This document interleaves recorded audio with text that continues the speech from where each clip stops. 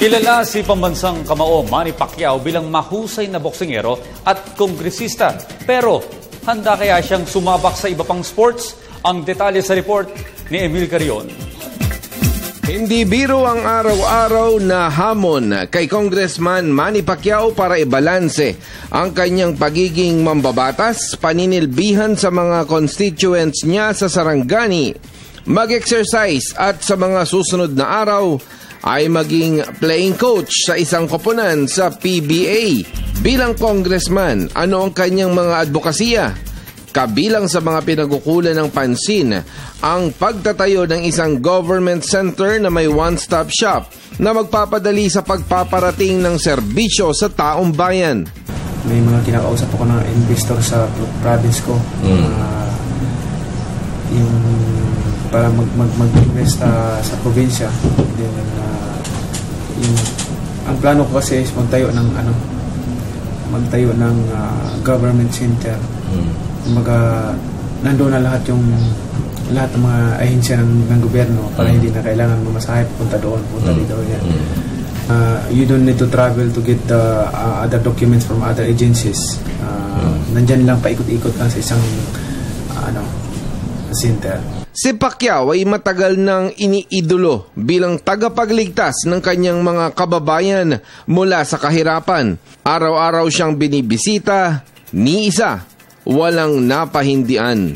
Kaya naman mga livelihood programs ang binubuo niya para sa kanyang mga constituents.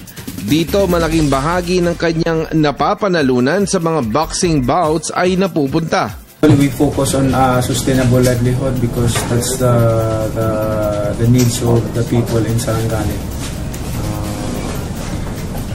Yung makasustain sa kanila pang araw-araw na income para bili sila ng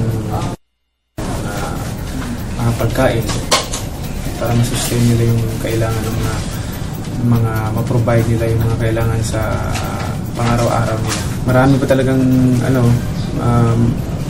kailangan tulungan. At least, masaya yung kalooban mo pag napapasaya mo yung tao na natulungan mo, hindi niya in-expect na bibigyan mo ng ganito, ganyan. So, masaya. Sa mga susunod na 2 taon ay balak pa rin ni Congressman Manny na magpatuloy sa pagboboxing. Para sa kanya, sino ang dapat unahin? Kung si Floyd Mayweather, ayon kay Pacman, ika nga ay anytime. Siguro pag hindi natuloy yung laban, hindi naman maganda yung pangalan niya pag hindi niya ako nilabanan. Masisira naman siya sa tao. Ako gusto ko para pag laban namin tapos na yung gusto ng mga tao, then pwede na siguro magretiro, di ba? And yan ang hintayin natin.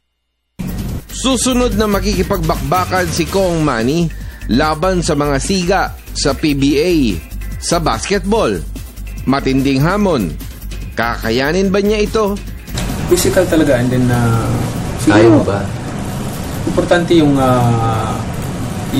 perimeter shooting mo ma-improve.